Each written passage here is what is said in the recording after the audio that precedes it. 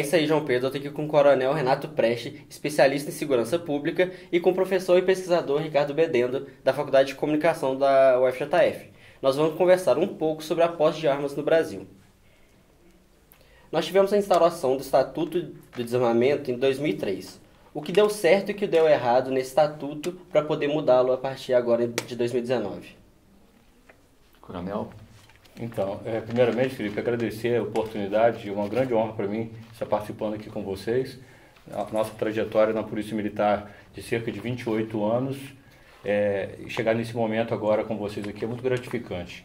Essa questão do Estatuto do Desarmamento de 2003 para cá, ele nos parece ter sido inócuo com relação a impacto positivo na redução da criminalidade.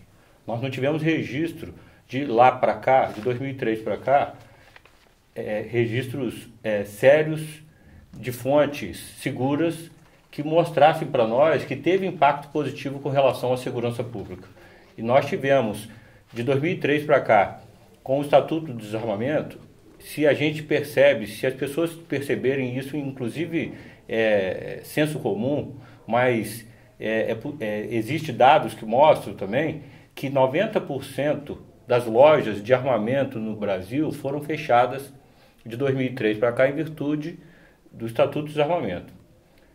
Não sou a favor do comércio de armas, não sou a favor do armamento geral da população, mas esses fatos em nada ajudaram a redução da criminalidade no Brasil. Muito pelo contrário, houve uma explosão da violência. Bom, primeiramente eu queria também agradecer o convite, é um prazer participar aqui ao lado do Coronel Renato Preste. Eu entendo que o Brasil vive uma realidade já há muitos anos, que muitas das nossas leis, elas entram em conflito com as realidades operacionais, tanto de agentes públicos quanto das instituições públicas. E o caso do Estatuto do Desarmamento, como muito bem disse o Coronel, não é diferente. A gente tem uma legislação que encontra dificuldades de operacionalização, tanto do ponto de vista da fiscalização.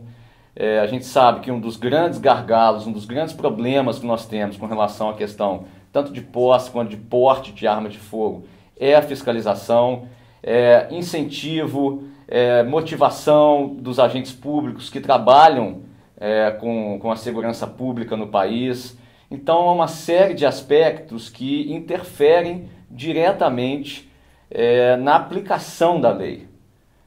Então, não basta muitas vezes você fazer a lei e você ter no papel o que é uma realidade desejada, mas a realidade vivenciada, ela muitas vezes é conflitante e não é diferente com o Estatuto do Desarmamento. Uhum. A partir disso que vocês falaram sobre o Estatuto, nós sabemos que o cidadão ele pode ter 4 armas, tanto em casa ou no trabalho. Eles têm a posse dessas armas, mas não têm o porte de arma.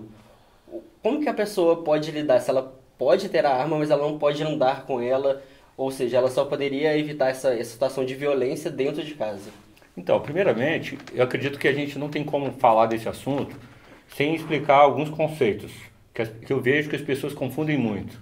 Primeiramente, explicar o conceito e a diferença entre posse e porte de arma. Você disse muito bem, a posse de arma é uma autorização que as pessoas podem ter, elas não terão automaticamente, elas podem ter, depois de passar por um devido processo, onde elas terão autorização para ter a arma em casa ou no local de trabalho. O porte de arma é uma autorização para que as pessoas transitem com essas armas.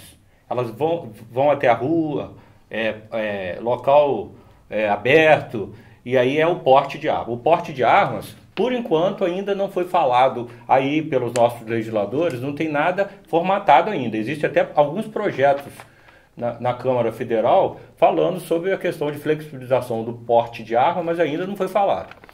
Essa questão, então, que você perguntou sobre a posse de armas, a posse de arma de fogo, a pessoa ela pode ter a arma, ela passa por um processo onde ela vai ter a licença para ter a arma, essa arma tem que ser registrada e depois ela tem que ter autorização para ter a posse de arma.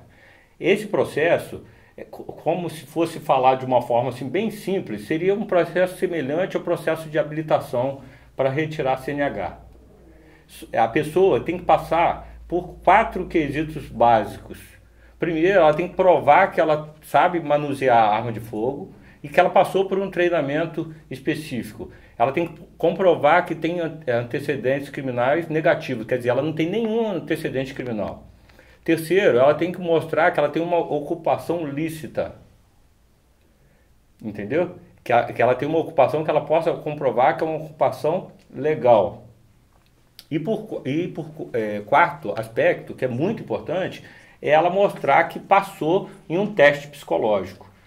Então é um processo que é um processo complexo, um processo que tem uma certa burocracia importante para que as pessoas que sejam devidamente autorizadas, ela tenham a posse de armas.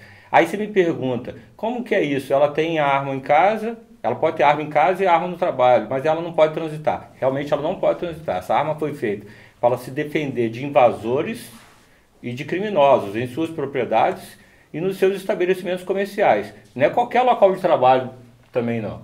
Então não quer dizer que um professor de educação física, que é personal trainer numa academia, que ele pode ter a posse de arma lá na academia. Isso aí foi feito pensando em estabelecimentos comerciais, por exemplo. Pessoas que têm estabelecimentos comerciais que elas possam ter a posse de armas. Mas e aí como é que fica esse transporte da arma? Transporte de arma é diferente de porte de arma. Para que a pessoa faça, por exemplo, ela tem a arma em casa, aí ela precisa levar para o trabalho. Ela não vai ficar indo e voltando, ela tem que ter mecanismos na casa dela e no trabalho que ela possa proteger essa arma, um cofre que ela possa proteger essa arma, por exemplo, para proteger das crianças, para proteger das outras pessoas que frequentam aquele local que não tem o treinamento que ela teve. Se ela precisar transportar essa arma, aí ela tem que ter uma guia específica que autoriza pelos órgãos oficiais, a Polícia Federal, que autoriza ela a transportar essa arma no carro dela para poder levar para o local do trabalho. Se ela lá do local do trabalho quer levar para casa, ela tem que ter uma outra guia. Isso faz com que a pessoa não fique indo e vindo, porque senão todo dia ela fala assim, não, eu estou levando para o trabalho, eu estou levando para casa, e fica com a arma no carro. Não pode, ela tem que ter uma guia específica para aquele transporte naquele dia, e a arma, quando for transportada, ela não pode estar pronta para uso. Ela tem que estar de preferência com uma das partes desmontada e lá no porta-malas. Para que a pessoa não tenha aquela facilidade de ter a arma para pronto uso dentro do carro. Então, Ricardo, depois de toda essa explicação, essa complexidade que é ter a posse e o porte, o que você acha? Você não acha meio conflituoso você poder ter a arma e talvez não poder usá-la quando você estiver transitando? Olha, primeiramente assim, eu acho que é uma oportunidade para frisar bem que a posição nossa lá no Núcleo de Estudos de Violência e Direitos Humanos é extremamente contrária a essa medida, o decreto do governo Bolsonaro, porque a gente entende que a arma é um símbolo da violência. Eu acho que os dados do Brasil, eles são bastante emblemáticos para mostrar isso. A gente teve o caso recente agora lá da escola em Suzano, que é bem característico, ilustrativo de como a arma de fogo é letal, ela aumenta a letalidade nos casos de violência. E então há uma preocupação muito grande com o aumento, por exemplo, da violência doméstica, e é uma medida que, ao que parece, assim, ela é muito voltada para uma preocupação com a proteção patrimonial, mas não pensa muito na proteção das pessoas. Então eu acho que é preciso repensar um pouco essa questão tanto da posse e do porte nem se fala, porque o cidadão, como o coronel disse aqui, ele precisa de um treinamento. Agora, aí eu volto naquela minha primeira afirmativa. Será que nós vamos ter estrutura no Brasil, por exemplo, para treinar as pessoas, para avaliar psicologicamente a fundo se o cidadão tem condição de manusear uma arma de fogo, como é treinado frequentemente, por exemplo, um policial militar, um agente que é gabaritado para poder manusear? Eu desconfio que não. E aí a gente incorre num risco muito grande de aumentar a violência, os casos de violência e, consequentemente, a letalidade nos casos de violência, ao invés de proteger as pessoas. Coronel, então, deixa eu aproveitar o gancho. Nosso estimado professor Ricardo, ele destacou a sua opinião, o seu parecer. Eu vou aproveitar para registrar o meu também. Eu sou a favor da posse de armas, eu sou a favor, esse decreto que houve agora recente, independente de questão partidária ou política, mas esse decreto que teve recente, ele na verdade não mudou em nada a legislação que trata do assunto. Ele trouxe luz jurídica para aquilo que era subjetivo. Então, esse decreto recente, federal, que trouxe observações a respeito da posse de arma, foi trazer luz jurídica para aquilo que era subjetivo. A primeira questão. A segunda, que o professor questionou, foi a questão do fato do Brasil, o Estado não ter talvez uma estrutura para que ele possa fazer isso. Eu concordo também. Mas só que esse processo não vai funcionar assim. Ele não funciona dessa forma. Esse processo funciona, e aí eu faço uma comparação muito rasteira, mas é importante a gente sempre relembrar disso, que esse processo, para que a pessoa tenha a posse de armas, é bem parecido com o processo para a pessoa fazer a CNH. Então, a pessoa que quer tirar a carteira de motorista, o Estado participa como nisso? O Estado participa mostrando os critérios e cobrando que ela esteja apta em alguns critérios. Então, Coronel, a pessoa que vai fazer o Centro de Formação de Condutores, vai fazer a aula, é ela que vai pagar o custo. Da mesma forma, a pessoa que for fazer o treinamento, professor, não é o Estado que vai custear ou oferecer esse treinamento. Não é o Estado que vai custear ou oferecer o teste psicológico. Esse treinamento, eu estava conversando com um amigo agora, antes de chegar aqui, um sargento que lida muito nessa área de armamento de tiro, é formado em diversos cursos nessa área, e a gente estava falando desses valores. A pessoa que quer ser apta para o uso e manuseio da arma de fogo, ela tem que fazer um treinamento, um curso num clube de tiro. Ela vai pagar R$900 para iniciar, depois ela vai pagar R$600 para fazer o curso específico. Se ela quiser continuar treinando lá todo mês, ela paga uma taxa de R$30 por mês. Depois, se ela quiser fazer um exame psicológico para poder passar e ter a posse de arma autorizada, ela vai pagar um valor da mesma forma que nós pagamos para poder tirar a carteira de motorista. Então, não há que se falar em estrutura do Estado para resolver essas questões que são terceirizadas, e o interessado é que custeia isso, entendeu? Que custeia esses valores. Agora, da forma que eu disse, eu sou a favor da posse de arma, principalmente para a zona rural. As pessoas na zona rural, elas ficam distantes, a polícia tem um trabalho magnífico, a nossa Polícia Militar, por exemplo, tem aí um trabalho magnífico feito com a patrulha rural, mas infelizmente, por conta de descaso das autoridades de governos recentes, por exemplo, aqui em Minas Gerais, eu posso citar o último governo que teve, sucateou a segurança pública no Estado. Nós estamos numa situação muito boa ainda hoje, estava falando com um professor, que nós estamos registrando aqui em Juiz de Fora 8 homicídios esse ano, do dia 1º de janeiro a 20 de março, contra 16 no ano passado, no mesmo período. Então nós estamos com 50% de redução. Mas isso graças aos homens e mulheres da Polícia Militar e dos outros órgãos de segurança pública. Porque o Estado, propriamente dito, abandonou a segurança pública, recursos, armamento, munição para treinamento, viaturas terceirizadas. Foi muito bom o que foi feito em governos anteriores, mas até isso foi reduzido. Salários atrasados, salários parcelados, mas mesmo assim nós tivemos uma resposta muito boa, e temos uma resposta muito boa dos nossos operadores da segurança pública. Agora, essa questão... Coronel, só para elucidar essa última fala que você falou das áreas periféricas que precisam mais dessas armas, e também do custo que é para ter da zona rural, da zona rural, que é custo para ter esses registros. Você não acha que esse armamento da população, ele não favorece certa parte da população, já que para você ter uma arma em casa, o valor em média é entre R$1.800 e R$6.000, não só para você comprar a arma, poder usá-la, e também para a manutenção dela. Você não acha que favorece certos tipos de setores da população, enquanto outros, talvez em áreas periféricas ou em zona rural, não tenham condição de comprar uma arma e de manter essa arma? Não, eu não concordo, não. Meu pensamento é o seguinte: a pessoa, principalmente o proprietário de zona rural e o comerciante de pequenos estabelecimentos, eles têm que ter o direito, e isso é questão de direito individual, elas têm que ter o direito de se proteger. O Estado não dá conta, como eu disse, nós temos a Polícia Militar, os órgãos de segurança pública que fazem um brilhante trabalho, mas os nossos autoridades do governo estadual, por exemplo, cito o caso aqui em Minas, eles não dão o suporte necessário para que eles tenham uma estrutura boa de trabalho.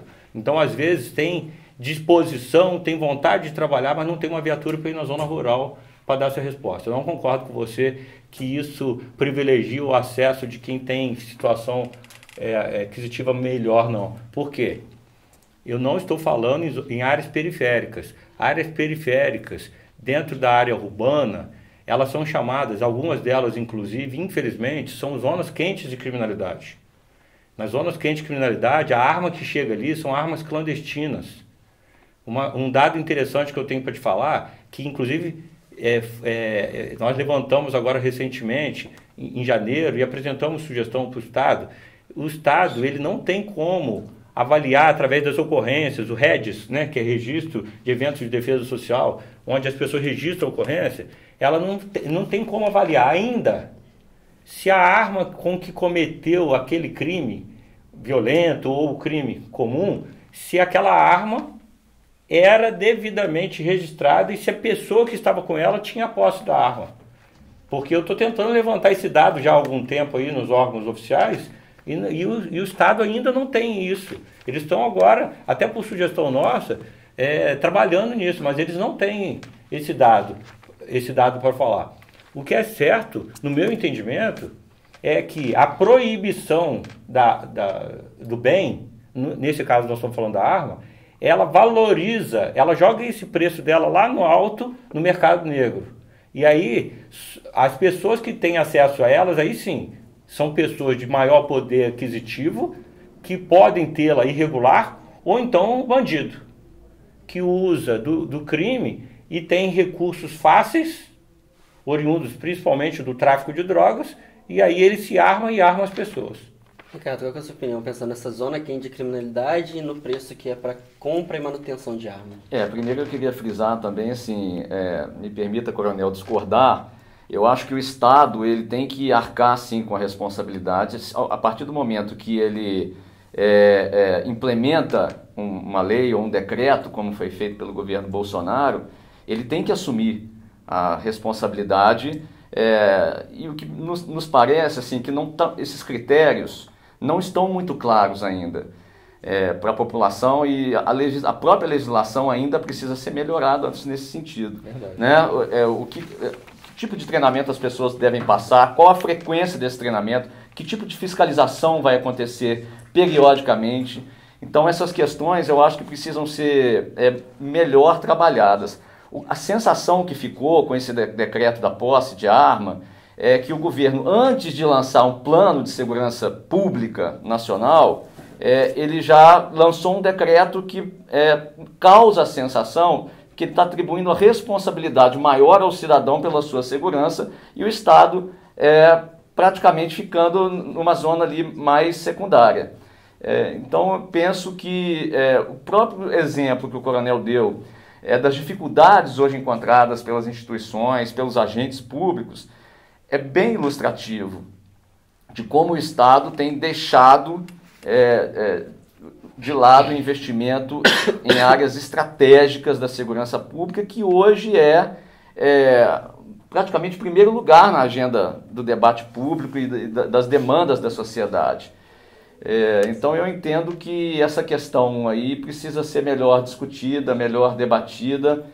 Essa questão da seletividade eu acho que também é um fator que precisa ser melhor pensado, a questão do incentivo à privatização, aí né, aquela questão, sai o Estado, entra a responsabilidade do cidadão, incentivo às empresas terceirizadas, mas é um debate que a gente sabe que tem vários lados que precisam ser levados em consideração Eu acho que essas coisas não estão muito bem claras ainda. Então é preciso debater isso um pouco melhor com a sociedade, com os agentes, com os especialistas, para que a gente possa chegar pelo menos próximo a um consenso do que é melhor para a nossa sociedade. Professor e coronel, a Grã-Bretanha, em 97, estabeleceu um estatuto de desarmamento da população e teve números muito positivos em relação à diminuição da criminalidade por arma de fogo. Enquanto recentemente, esse mês, houve um atentado na Nova Zelândia que matou 50 pessoas e eles tendem a seguir esse modelo feito na Grã-Bretanha. Porque o Brasil, com alto índice de criminalidade, tende a ir na contramão desses países e seguir um país como os Estados Unidos, que é o segundo no ranking por mortalidade de arma de fogo. Você foi muito feliz nessa observação, eu ia tocar nesse assunto especificamente da Nova Zelândia. Por que o Brasil não segue esses exemplos? Porque eles estão seguindo o exemplo do Brasil. Você vê que teve esse fato lá da Nova Zelândia, e aí a imprensa alardeou, de forma equivocada, que eles iriam, me parece a primeira-ministra lá iria restringir o uso de armas. E logo depois ela tomou essa decisão e restringiu o uso de armas. Mas a imprensa não divulgou. Por quê? Hoje, o modelo que tem lá é igual ao do Brasil. Porque antes, as pessoas lá podiam ter, as pessoas do povo que fossem comprar armas, as pessoas que tinham posse de arma, que fossem comprar armas, elas podiam comprar escopeta, fuzil, submetralhadora, que são armas aqui no Brasil que são proibidas. Sempre foram. Essas armas, e isso aí não é de agora não, isso aí foi feito lá na época de Getúlio Vargas. Ele limitou as pessoas a comprar esse tipo de armamento e falou que essas armas são privativas de forças policiais. Esses exemplos que você está falando reforçam que nós estamos indo no caminho certo, porque eles que estão nos seguindo. Essa limitação de uso de armas que você citou, e os dois casos, eles limitaram a compra de armas de fogo de uso restrito para as polícias que são consideradas aqui no Brasil. As pessoas lá continuam podendo comprar revólver e pistola. Elas não podem comprar mais escopeta, fuzil e metralhadora. As informações que a gente tem, veja bem, eu não sou a favor do armamento da população. Não sou a favor do armamento da população, que isso seria até irresponsável, principalmente vindo de alguém oriundo da segurança pública. Eu sou a favor de que a pessoa tenha respeitado o seu direito individual de se proteger. Não estou eximindo o Estado da sua obrigação de dar segurança para as pessoas. Mas eu estou mostrando que, no meu pensamento, principalmente essas áreas de zona rural, as pessoas precisam ter o direito individual dela respeitado de se proteger, de ter acesso a uma arma de fogo. Mas qual arma? A arma de pequeno porte.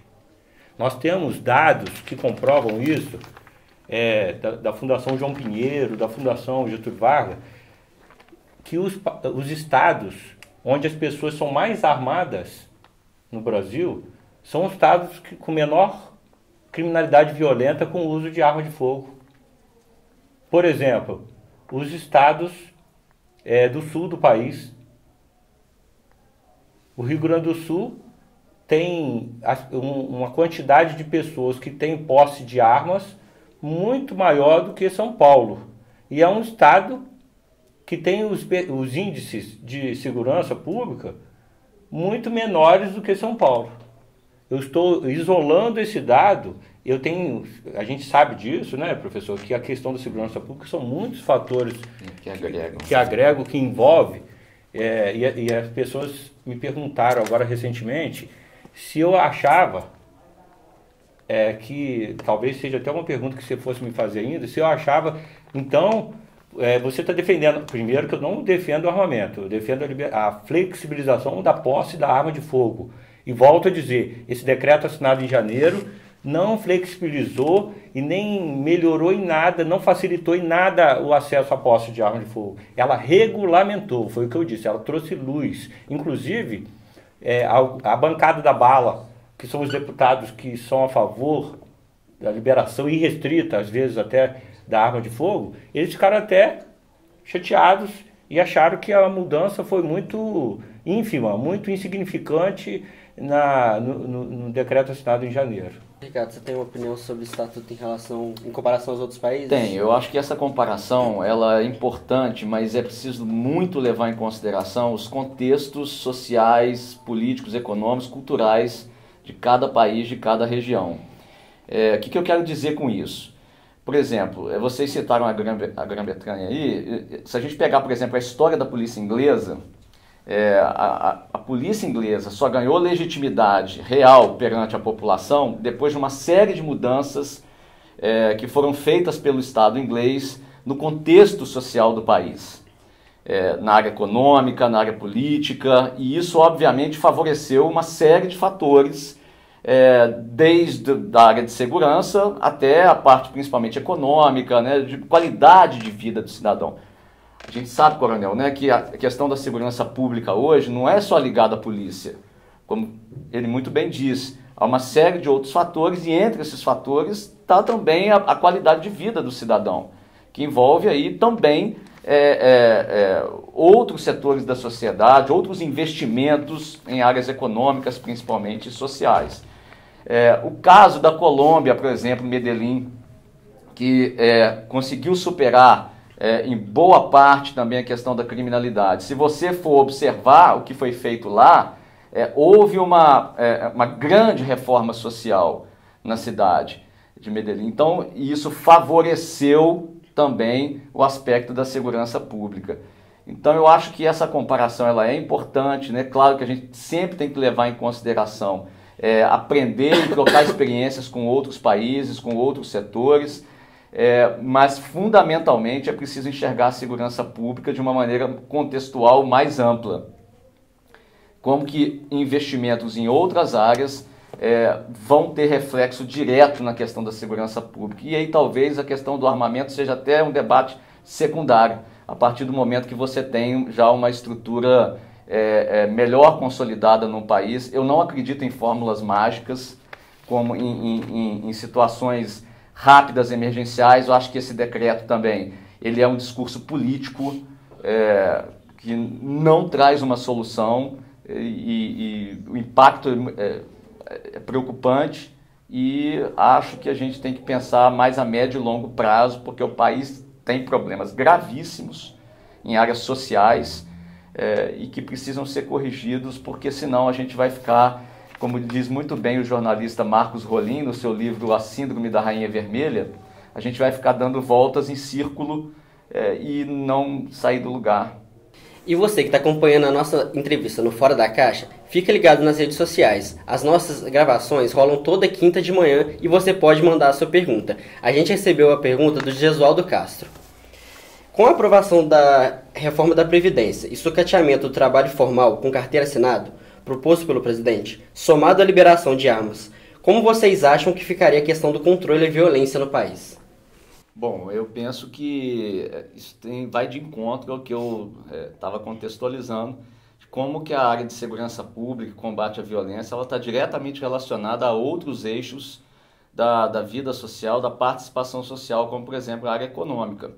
A reforma da Previdência é uma questão que, sim, que vai interferir diretamente sob o ponto de vista da qualidade de vida do cidadão e, consequentemente, na segurança pública e nos combates, políticas de combate à violência. As violências. É preocupante o cenário, sim, eu concordo aí com o Gesualdo, porque a reforma da Previdência ainda precisa passar por aprovação, ela foi proposta pelo governo Bolsonaro e agora ela vai para a Câmara dos Deputados, depois passa pelo Senado também. E existe uma crise política instalada. Essa semana a gente está vendo aí o problema entre o governo Bolsonaro e o presidente da Câmara dos Deputados, o Rodrigo Maia. Então a gente sabe que existe uma crise política que pode, obviamente, interferir nesse processo e é preocupante. E aí vai de encontro também o que eu falei, né? Esses atores precisam se entender, porque sem governabilidade também tudo fica mais complicado, mais difícil, e a gente espera que esse problema político seja resolvido para que seja aprovado ou reprovado, se for o caso, ou que se encontre uma melhor fórmula para a reforma da Previdência, para que isso tenha um final feliz, podemos dizer assim, para o cidadão brasileiro, que obviamente está preocupado com tudo isso. Veja bem, se eu bem entendi a pergunta do Gesualdo, ele quis dizer o seguinte: com a possibilidade da reforma da Previdência, sucatear os postos de trabalho e termos mais pessoas desempregadas, e a questão da falta de recurso financeiro levar a pessoa a cometer crime, aumento de criminalidade. Nós tivemos uma máxima durante muitos anos de que a desigualdade social, a miséria, a dificuldade de acesso a recursos financeiros era imperativo para aumento da criminalidade. Isso foi jogado por terra. Então, a minha resposta para o Gesualdo, eu acredito que, primeiro, que a reforma da Previdência, como está e vai acontecer, eu não acredito que vai impactar assim, negativamente com a questão da relação aos postos de trabalho no Brasil. Primeiro, eu acredito que não vai impactar. E segundo, que essa tese de que a miséria, a falta de educação, a desigualdade social, ela impacta no aumento da criminalidade, é uma tese que foi jogada por terra, principalmente no Brasil. Nós comprovamos isso nos últimos anos, principalmente no governo do Lula, onde teve um incentivo, uma melhoria de vida, melhoria do índice de desenvolvimento humano na região nordeste do país. E aí eu não vou entrar no mérito de que isso foi feito por assistencialismo e bolsas diversas, mas houve uma melhoria no IDH e na qualidade de vida, no poder aquisitivo das pessoas no Nordeste brasileiro. Ao mesmo tempo, houve um aumento, uma explosão da criminalidade naquela região. Então isso é um dos principais fatores que, inclusive, tem sido alvo de estudo na Fundação João Pinheiro, demonstrando que essa tese foi jogada por terra, de que a falta de recursos, a desigualdade, a miséria, a dificuldade financeira levam alguém a cometer crime. Professor, pensando nessa relação cidadão-Estado, assumir que o próprio cidadão ele deve ter o direito de se defender, isso significa que o Estado não acredita na capacidade da segurança pública? Como eu a opinião, né, que eu tenho é exatamente essa preocupação do Estado atribuir ao cidadão a responsabilidade pela sua segurança. Claro que a própria Constituição diz que a segurança pública é também dever do cidadão. O cidadão tem que participar. A participação da comunidade ela é fundamental. Mas aí é preciso que a gente debata quais são os reais papéis desses atores na composição da segurança pública. Eu acho que a participação do cidadão ela é mais importante sob o ponto de vista estratégico, de informações aos órgãos de segurança, de cobrança e de participação na formulação de políticas públicas na área, do que de posse ou porte de arma.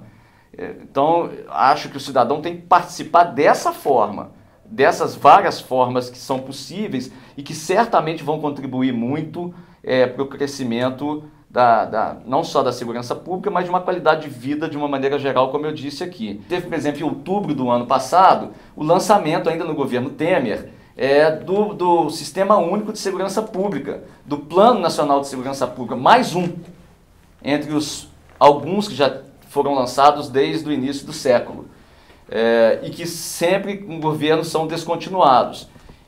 E o governo Bolsonaro entrou e nem mesmo esse plano foi mencionado até agora pelo ministro da Justiça. Então nós não, quer dizer, um trabalho que se perdeu, ao que parece, né? Um plano que, se você analisar, ele prevê, por exemplo, a integração ainda maior dos órgãos de segurança, da comunidade, a criação de setores que vão incentivar esse trabalho, e a gente não vê agora, até agora a gente não viu sequer esse tema ser levantado pelo novo governo. Então é mais uma preocupação também que a gente carrega e que eu acho que precisa ser integrada a esse contexto, a esse debate. Coronel, o que você acha de dar autonomia para o cidadão? O Estado pode estar assumindo talvez uma falha de segurança pública? Mas é falho mesmo. Onde nós temos aí 8% dos crimes no Brasil são elucidados. Só 8% dos crimes. É um percentual muito baixo. O Brasil prende mal. O sistema carcerário, né? O sistema carcerário nosso não é legal. Nós temos sistema prisional, profissionais altamente gabaritados, são os nossos agentes penitenciários, fazem um trabalho assim fenomenal, mas com estrutura péssima, uma estrutura de trabalho terrível. Precisa prender mais. É aquilo que eu estava falando, e repito porque é importante. Essa questão do armamento, o professor disse muito bem aqui, talvez pudesse até ser colocado em segundo plano. Eu entendo que a questão da criminalidade, ela vai ter impacto, ela vai sofrer impacto se o bandido for preso e mantido preso.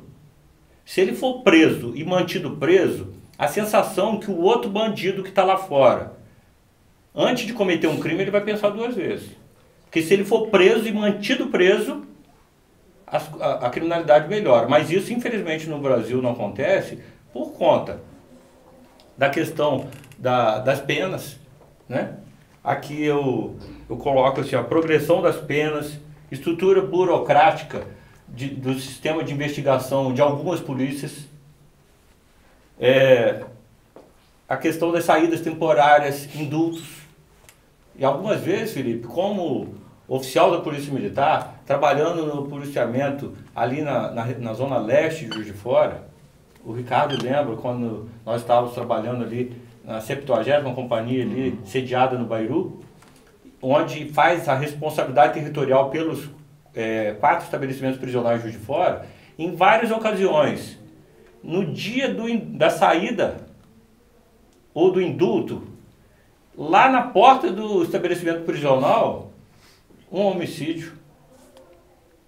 O cidadão, o bandido, acabou de ser colocado na rua, matava uma pessoa que foi visitar o outro lá, porque era desafeto dele.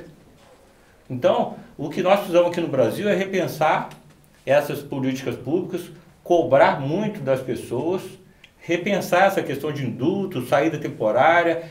As polícias precisam fazer um trabalho integrado, sem vaidades, repensar essa questão da progressão da pena. Aí eu acredito que a gente vai ter uma estrutura melhor. Agora, eu volto a te dizer, essa questão da flexibilização da posse de armas, ela não é uma política pública de segurança pública.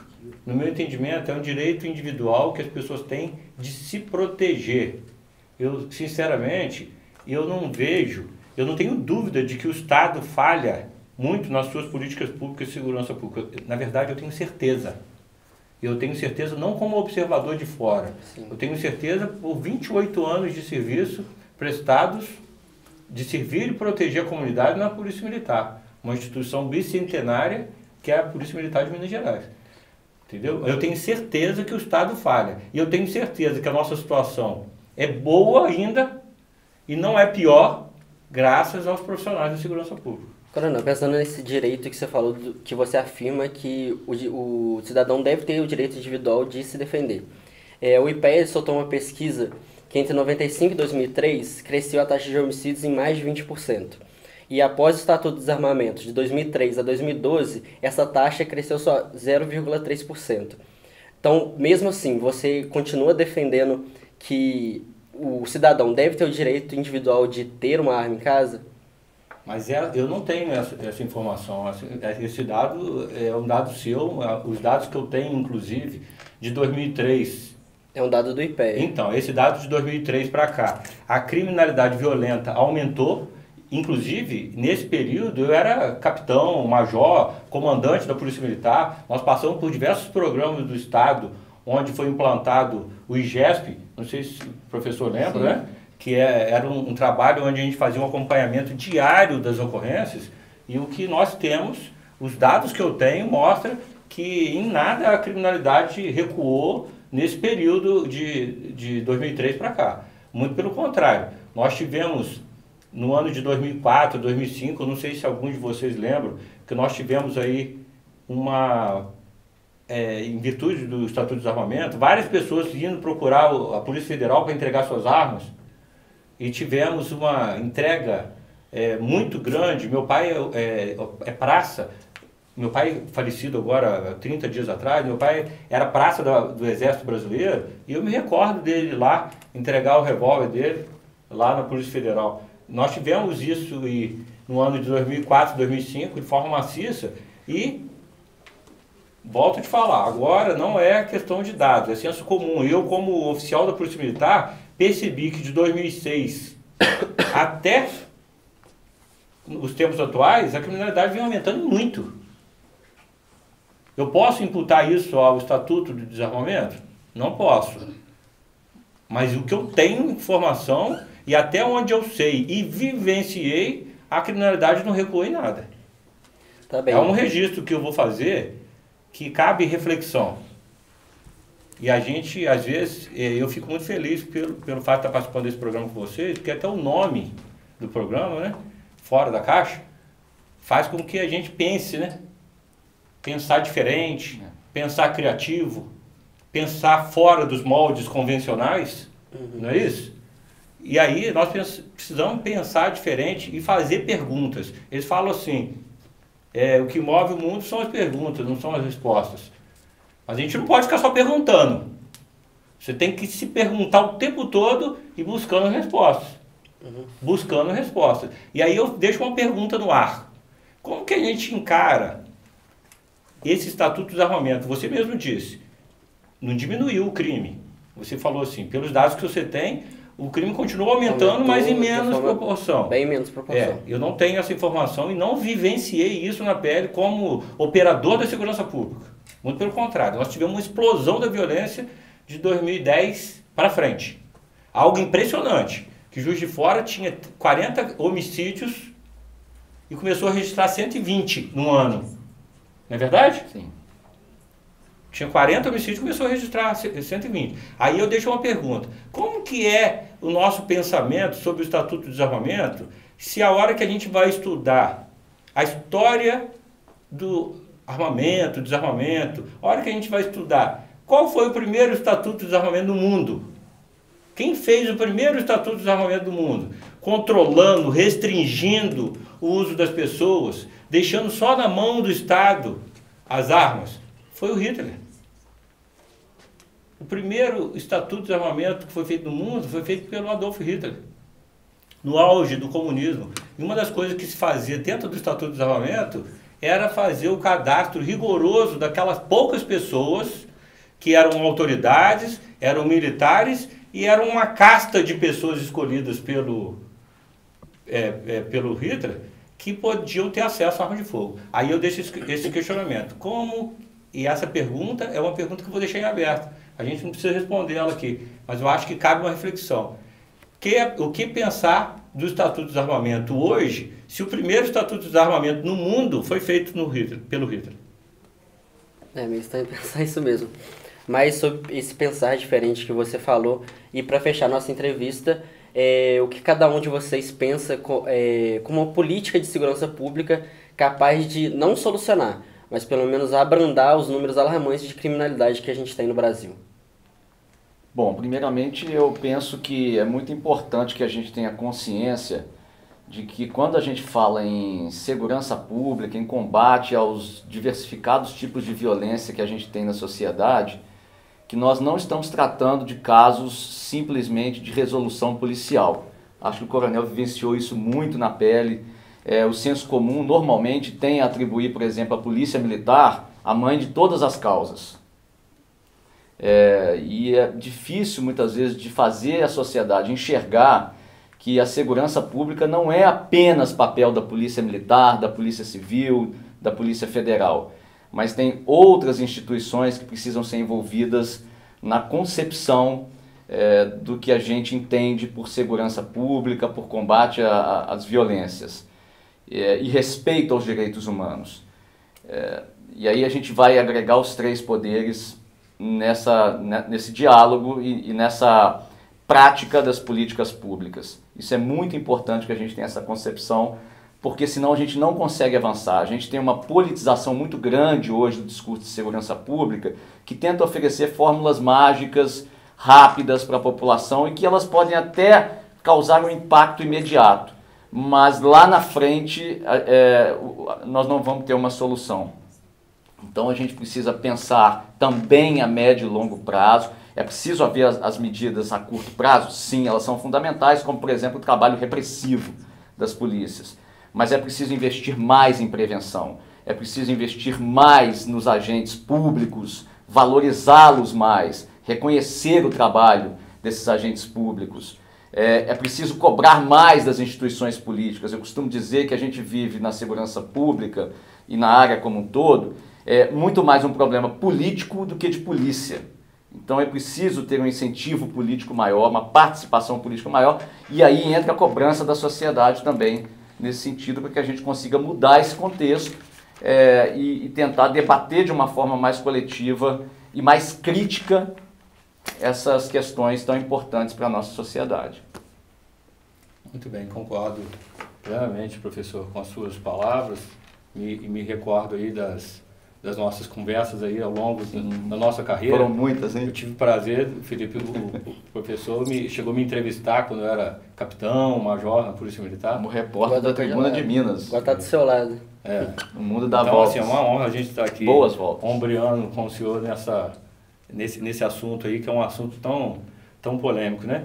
Essa questão das políticas de segurança pública, passo pelo que o professor disse, eu reafirmo, porque é verdade que ele disse muito bem que precisa de ter investimento nos órgãos de segurança pública, precisa ter um fortalecimento da autoridade, as pessoas precisam respeitar mais a autoridade, a questão dos recursos para que os profissionais operadores de segurança pública possam trabalhar de forma integrada, um investimento no setor de inteligência, a questão de uma política séria de combate ao tráfico de drogas. Aí sim, eu acho que a gente não pode ficar só no campo da crítica e da observação e das perguntas. A gente tem que ter também propostas, né? Eu acredito que em âmbito federal e também algumas questões no âmbito estadual podem e deviam ser feitos com relação ao combate ao tráfico de drogas. O tráfico de drogas, infelizmente, é um mal que está arraigado em toda a sociedade, em vários campos, em vários tipos de crime. Inclusive até em alguns crimes do colarinho branco, o tráfico de drogas pode estar arraigado, porque nós temos notícias de ter alguns entes políticos aí que são financiados pelo tráfico de drogas.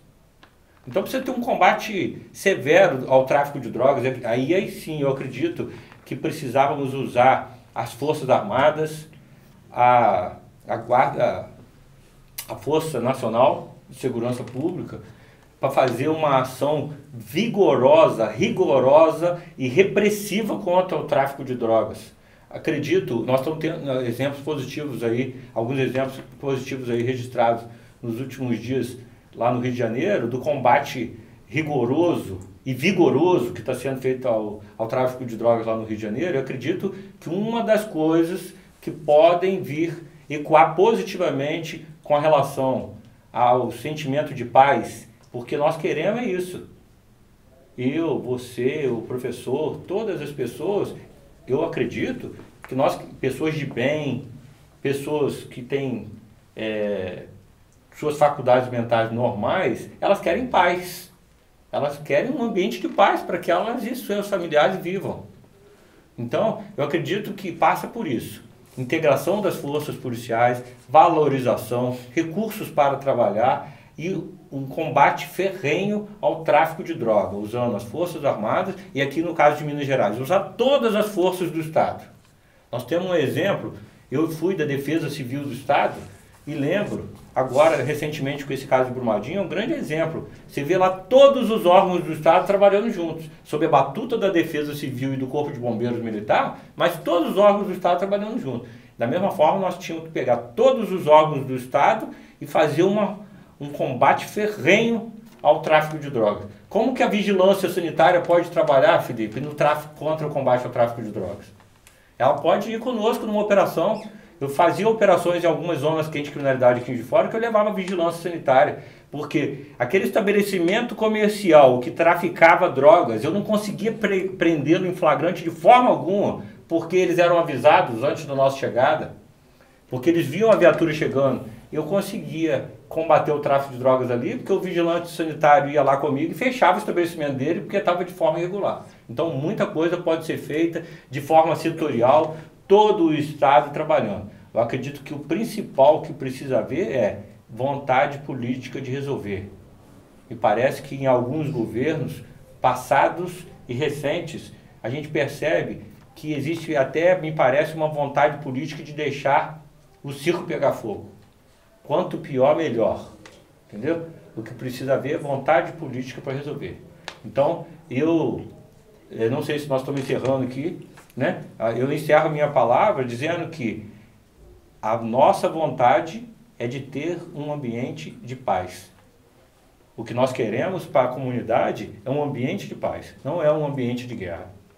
Muito obrigado ao Coronel Renato e ao professor Ricardo. A gente sabe que esse assunto gera muito debate, opiniões contrárias, mesmo que vocês emitiram aqui. E você que ficou ligado no Fora da Caixa, manda um comentário pra gente e expõe sua opinião sobre esse assunto que gera tanto debate no Brasil.